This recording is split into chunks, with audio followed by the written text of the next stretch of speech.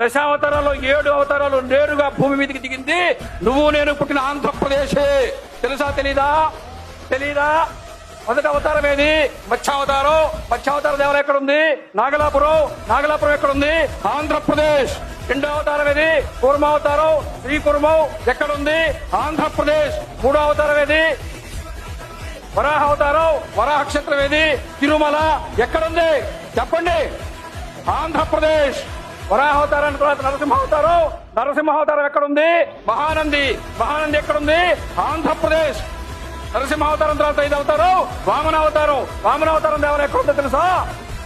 పరుచూరు మండలంలో ప్రకాశం జిల్లాలో చెరుకూరు గ్రామంలో త్రివిక్రమ వామన స్వామివారి దేవాలయం ప్రకాశం జిల్లాలో ఉంది. వామన స్వామి అవతారం దేవాలయం ఎక్కడుంది? ఆంధ్రప్రదేశ్.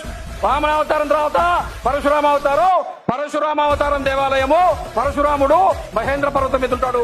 మహేంద్ర పర్వతం శ్రీకాకుళం ఒరిస్సా సరిహద్దులో ఉంది. శ్రీకాకుళం జిల్లాలో ఉండే మహేంద్ర తనయ పర్వతం మీదే పరశురాముడు ఉంటాడు. కాబట్టి పరశురామావతారం ఎక్కడుంది? ఆంధ్రప్రదేశ్. రాముడు ఉత్తరప్రదేశ్, బలరాముడు ఉత్తరప్రదేశ్, కృష్ణుడు ఉత్తరప్రదేశ్. అఖిలాండ కోటి బ్రహ్మాండ నాయకుడు కలియుగ ప్రత్యక్ష దైవం సాక్షాత్తు వెంకటేశ్వర స్వామి తిరుమలలో ఉన్నాడా లేడా? తిరుమల ఎక్కడుంది? ఆంధ్రప్రదేశ్. అవునా కాదా?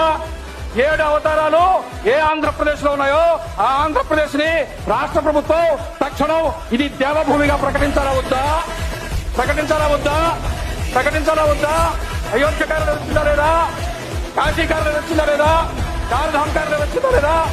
తిరుమల నుంచి శ్రీకాకుళం దాకా ఈ 7 క్షేత్రాలను కలుపుతూ మనకు కూడా 7 అవతారాల కారిడార్ వస్తే ప్రపంచం మొత్తం ఇక్కడికే వస్తుంది. ఆంధ్రప్రదేశ్ అగ్రగామిగా ఉంటుంది.